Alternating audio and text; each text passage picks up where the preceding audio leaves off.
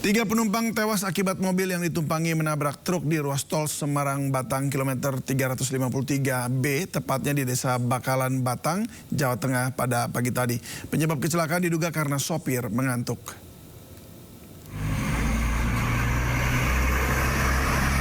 Tiga orang menabrak truk yang berada di depannya di jalan tol Semarang-Batang kilometer 353B, tepatnya di Desa Bakalan, Kabupaten Batang, Jawa Tengah.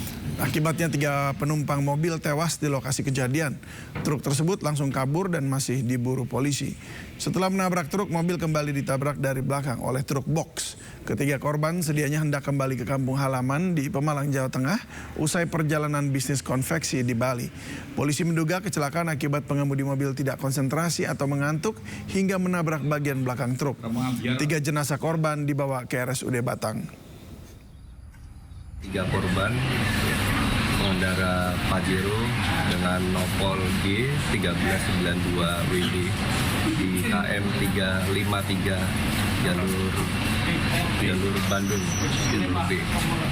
Di mana ketiga korban tersebut pada saat kejadian meninggal di tempat. Jadi kami tidak sempat menolong membawa RSUD. Untuk penyebabnya sementara ketidakkonsentrasian atau diduga mengantuk pengendara tersebut. Menabrak atau? Ya, menabrak dari belakang kendaraan yang belum diketahui. Sekarang kami dan Kanit Gakum sedang melaksanakan penyelidikan lebih lanjut. Kita akan mengecek CCTV. Pemirsa, tahun ajaran baru diwarnai drama-drama orang tua berebut bangku untuk anak mereka di sekolah.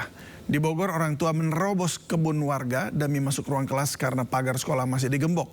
Sementara di Indramayu, orang tua mengikatkan meja dan kursi dengan tali rafia diberi nama anak mereka.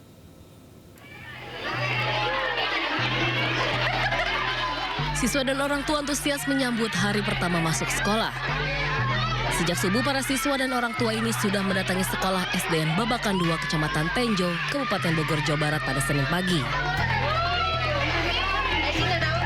Demi mendapatkan kursi paling depan di kelas, para orang tua berebut kursi terbaik untuk anaknya.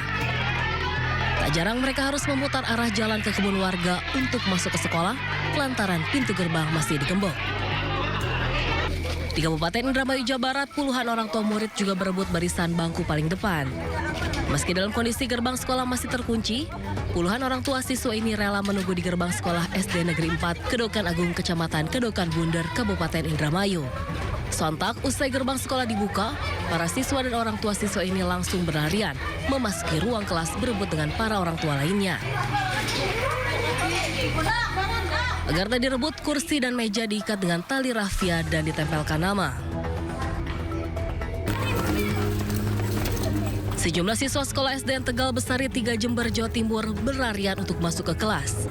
Mereka mencoba mengamankan kursi favorit paling depan di kelasnya. Bahkan sejak pukul 5:30 pagi, wali murid dan siswa sudah datang saat sekolah masih disapu petugas. Para wali murid mengaku menempatkan anaknya duduk di bangku terdepan agar fokus jika guru memberi materi pelajaran. Tim Liputan iNews melaporkan. Sementara itu, hari pertama masuk sekolah, siswa baru di SD Negeri Tebet Timur 15 pagi sangat antusias. Orang tua ikut mengantar dan mendampingi anaknya masuk sekolah.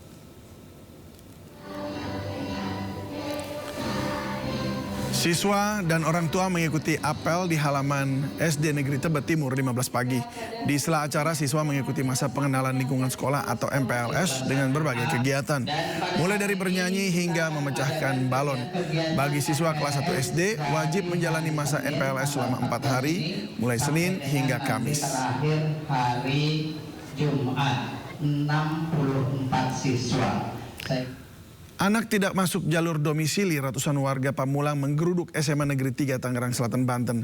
Sementara di Mandailing, Natal, Sumatera Utara, sebuah SD negeri hanya mendapatkan 2 siswa di tahun ajaran baru. Sedangkan di Pandeglang, Banten, 1 SD negeri tidak memiliki seorang pun siswa baru.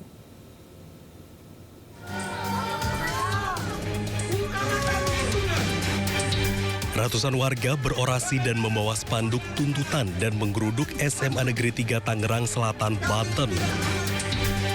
Kedatangan para orang tua ini dikarenakan puluhan anak-anak sekitar tak masuk jalur domisili dalam proses seleksi penerimaan murid baru di sekolah tersebut. Seluruh akses masuk menuju sekolah pun diblokir para orang tua dengan cara menutup semua portal menggunakan cor-coran. Data dari pengurus lingkungan menyebutkan 60 anak yang mendaftar melalui jalur domisili, 34 diantaranya tidak lolos dalam seleksi penerimaan murid baru. Bukan 100 meter lagi, 7 meter belakang sekolahan, khususnya RW 12 Pak, gitu. Dan bahkan yang namanya Pak Ridwan ini, Pak RT Ciretan RW 10 itu jaraknya paling 50 meter Pak, nggak diterima. Dari itu dia daftarnya jalur apa Pak? Jalur Aan Sri Analia, Kepala SMA Negeri 3 Tangerang Selatan mengatakan jika proses seleksi penerimaan murid baru dilakukan secara online dan menjadi keputusan pemerintah Provinsi Banten, bukan keputusan sekolah. Bahwa jalur domisili itu pemeringkatannya ditentukan oleh nilai rapot semester 1 sampai dengan semester 5. Itu pemeringkatan pertama. Jadi bukan jarak mereka ke sekolah, tetapi karena domisili itu bukan hanya warga sekitar, tetapi juga warga di Kecamatan Pamulang. Kita lingkupnya hanya sekecamatan Pamulang, sesuai dengan yang kita ajukan ke provinsi. Sementara itu, nantinya pihak sekolah beserta warga akan mengadukan puluhan anak yang tak masuk melalui jalur domisili ini ke Gubernur Banten dalam waktu dekat. Dari Tangerang Selatan, Banten, Nunung Purnomo, iNews melaporkan.